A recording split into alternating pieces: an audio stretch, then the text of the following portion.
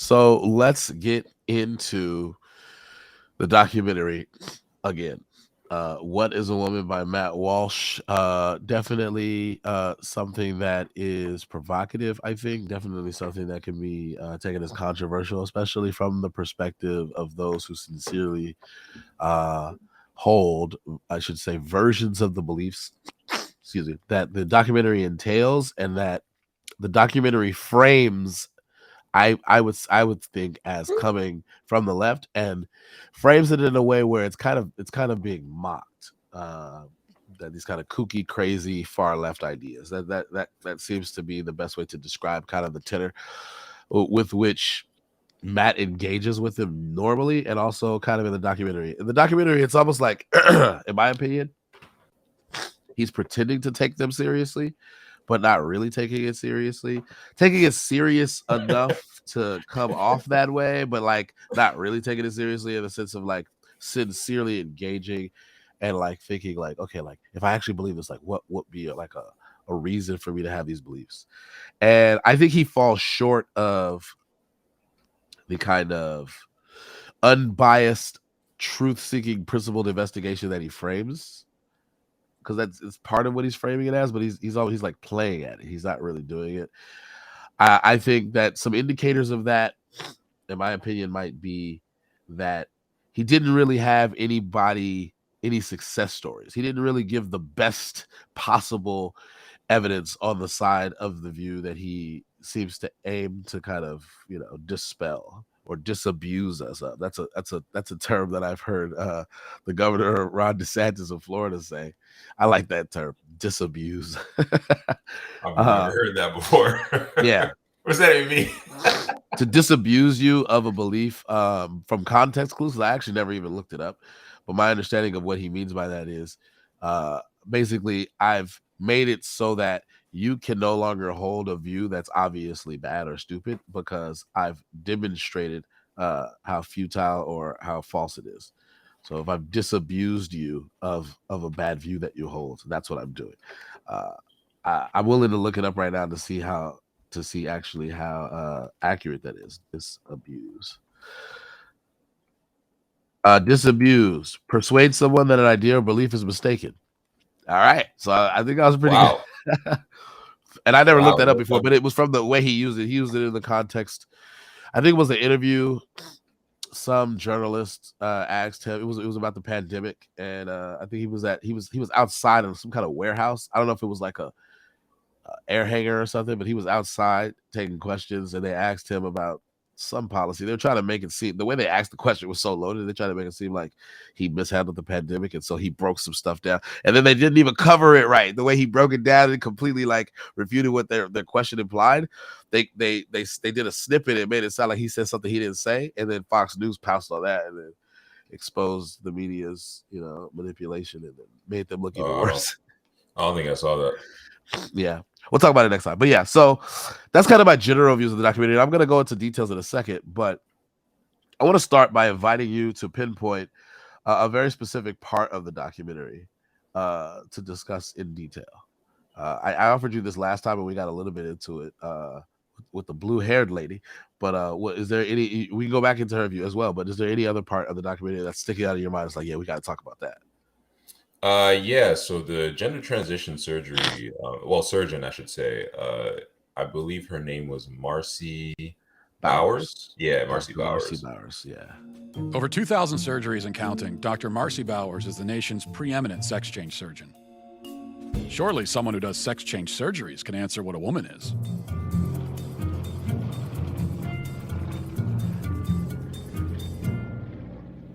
Dr. Marcy Bowers, first of all, thanks for talking to us. My pleasure. So you're a world-renowned gynecologist and surgeon. You're also a transgender woman. Can you tell me a little bit about... Well, I mean, I identify as a woman, but... You're a woman, right. I'm a woman with... I mean, that's my life, day to day, but I have a transgender history. Yeah, I thought she was very interesting. She was very much possibly the most reasonable pro-gender affirmation treatment. A professional that he interviewed in the whole documentary, in my opinion, at least. She seemed like she was willing to entertain the idea that it may be there may be an aspect of social contagion, which I think even with other, I think that's something that's common with almost anything. Like you will always have some sort of social contagion aspect of any sort of trend, whether it be legitimate or not. There are people who will copy behaviors or feign injuries or adopt certain styles just because they'll be perceived a certain way. So it's very strange to me that most of the gender theory proponents or activists are completely unwilling to even admit that that's a possibility, because I think that's something that's common in almost anything you can do. You know what I mean? Yeah. Well, I think if you saw that part again, you might change your mind slightly. I do think that you're kind of right in that this person, Dr. Bowers, did say, and this is kind of fresh in my mind because I rewatched it last night, did say when Matt Walsh asked if there may be a social contagion element, Bowers goes, a teeny weeny bit or something like that, teeny tiny bit. Yeah, that's what I I remember. forget the exact words. So you worry that there could be a sort of social contagion element of this? A teeny tiny bit, maybe. To me, that could come off as minimizing it, and that might undermine your perception of how reasonable it is. But there was an acknowledgement that it is a factor, that it does exist, where other people who are typically on this side or the same side of the issue, let's say, typically left of center, might deny it altogether.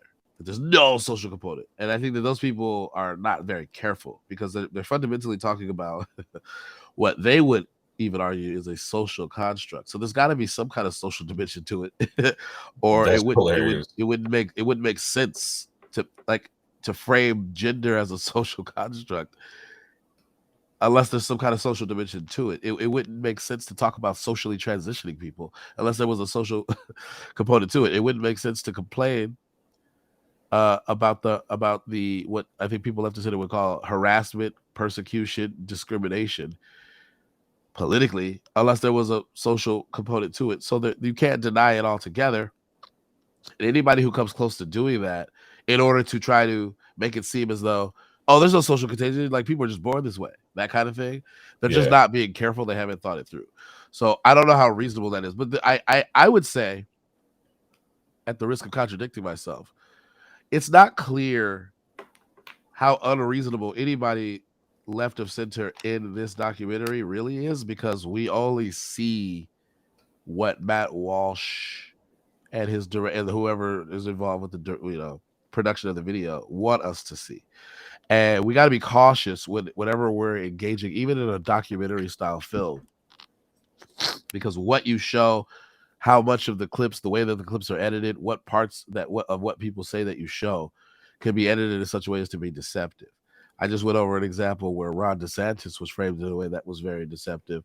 I could give you dozens of other examples where people on either side of the political spectrum were framed in such a way or were clipped in such a way as to make it seem like they think or said something they didn't really quite think or quite say.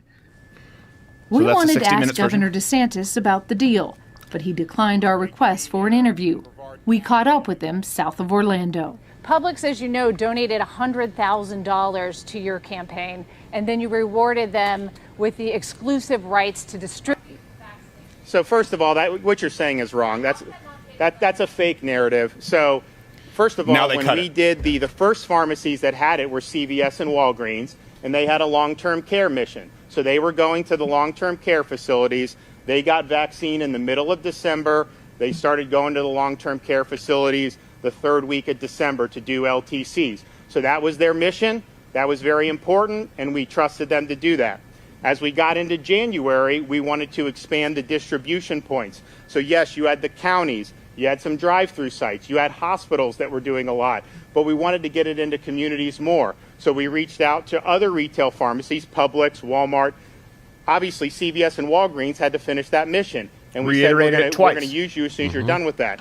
For the Publix, They were the first one to raise their hand, say they were ready to go. And you know what? We did it on a trial basis. I had 3 counties. I actually showed up that weekend and talked to seniors across 4 different publics. How was the experience? CVS Walgreens first. Did you then think it was this a is the way to trial go? run to see who could do it most effectively. And it was 100% positive, so we expanded it, and then folks liked it. And I can tell you, if you look at a place like Palm Beach County, they were kind of struggling at first in terms of the senior numbers.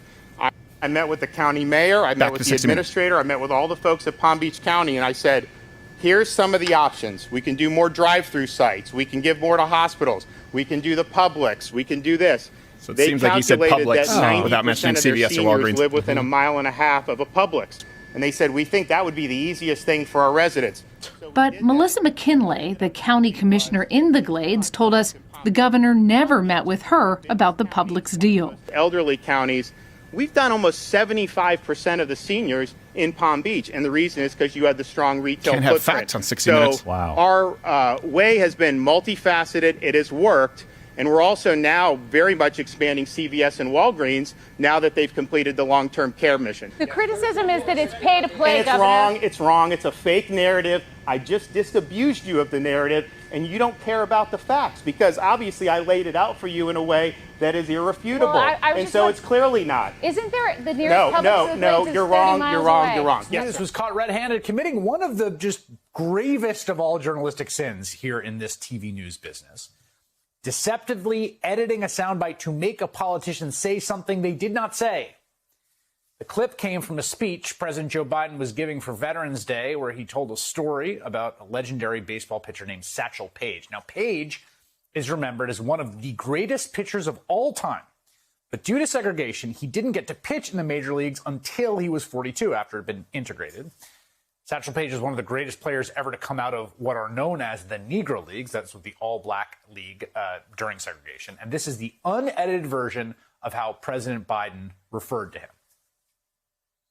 I've adopted the attitude of the great Negro at the time pitcher in the Negro Leagues, went on to become a great pitcher in the pros, into the Major League Baseball after Jackie Robinson. His name was Satchel Paige. Now, Biden stumbles a little, but it's clear what he's saying. Listen again. I've adopted the attitude of the great Negro at the time pitcher in the Negro Leagues, went on to become a great pitcher in the pros, into the Major League Baseball after Jackie Robinson. His name was Satchel Paige. All right, so Fox News then takes that bite and they edit the context out of the middle. And I'm going to play it to you. When you listen, watch for where the hand goes. Watch for the vanishing hand. When that sound played on Fox, it sounded like this. President Biden facing backlash for a comment during his Veterans Day address. Listen to this. I've adopted the attitude of the great Negro at the time pitcher. His name was Satchel Paige.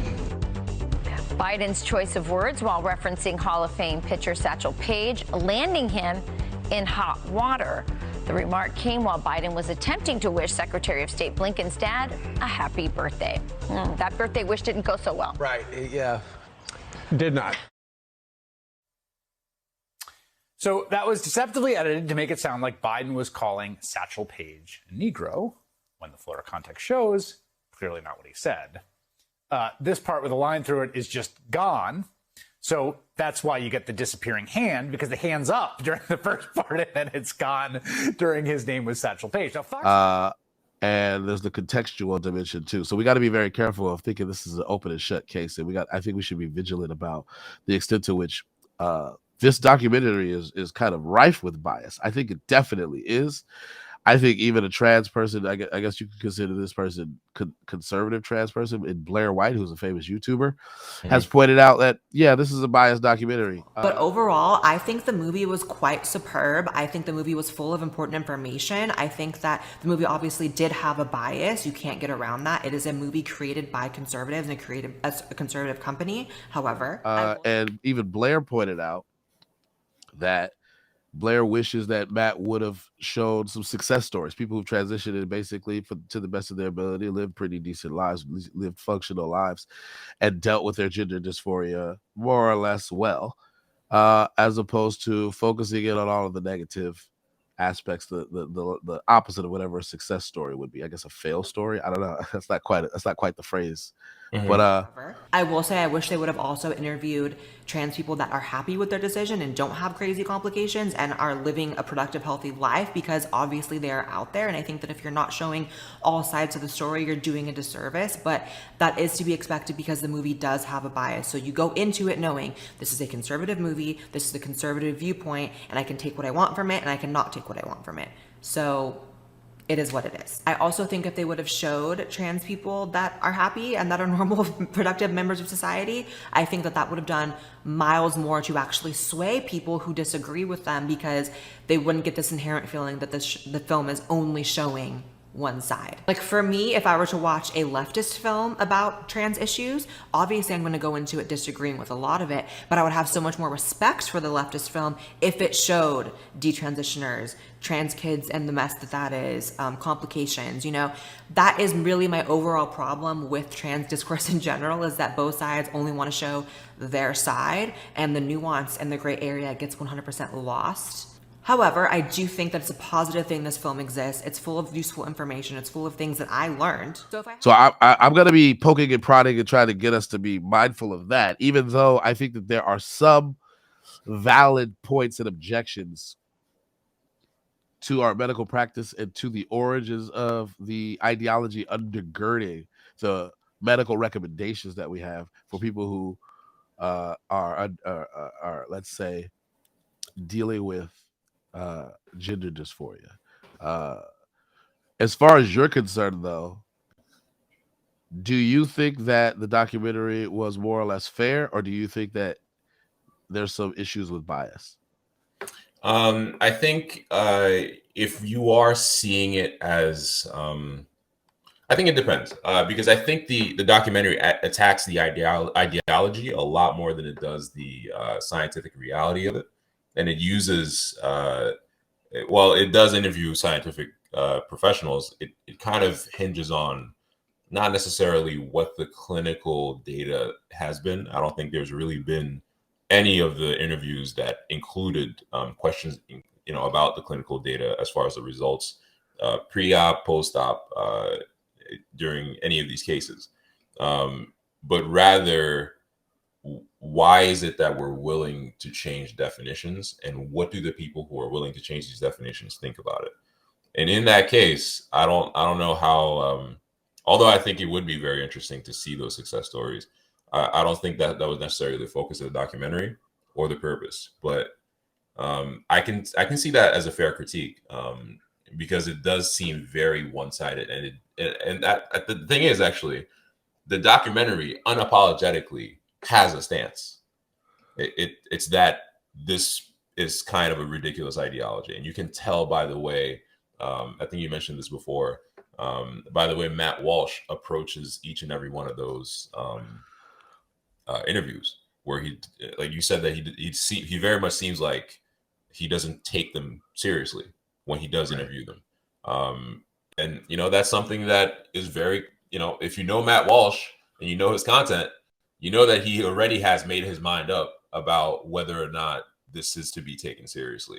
And that is a very, that is the stance that the document has purported. I don't think it really tries to portray itself necessarily as being necessarily trying to figure out whether it's true or not, but rather just exposing the most ridiculous versions of this ideology. In that case, I mean, I just didn't expect it to be completely unbiased, to be honest. Well, I mean, as a moderator, as a person that tries to the best of his ability and fails sometimes, to be fair, to be as objective and neutral as possible because of the epistemological value of that, I would affirm that it's always important to present both sides in the best light possible, and then proceed to compare and contrast and grapple and evaluate. And if you start from a position of I have a stance and I'm going to bolster my side as much as possible, but I'm not willing to bolster the other side as much as possible, then it's not clear whether or not you're defeating the other side because you've presented them as weak and easily defeatable.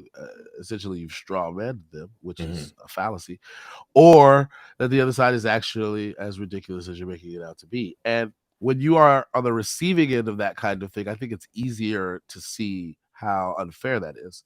So if you're unwilling to have people do it to you, and I think that Republicans like Matt Walsh, conservative types like Matt Walsh, have no problem complaining when the left does that to their side, then you would do well not to do it to the other side. And so I think that there's actually a failure here by Matt Walsh, by the Daily Wire, in that regard, because they're perpetrating the very thing that they wouldn't allow against them. And I care very deeply about that kind of thing, even though sometimes in my best efforts, I fall short of living up to that standard even as well. A lot of times I think I do it accidentally, though. I don't think I do it intentionally. But with this, it seemed a little bit more deliberate. But it's kind of, I mean, even with that, that's really an inference I'm making, and it's something it's fallible. I could be wrong. Maybe they're just so blinded or biased by their views that they can't see how biased they're being. Maybe they actually think that they're being fair. I don't know. I have doubts, but I don't know.